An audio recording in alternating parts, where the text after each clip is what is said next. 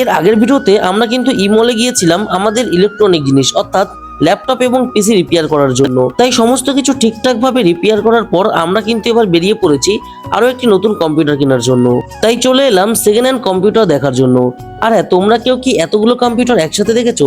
অবশ্যই কমেন্ট করে জানাবে। তার পাশাপাশি আরো একটা জিনিস বলো, তোমরা কি কেউ দেখেছো এতগুলো কম্পিউটার একসাথে দেখতে?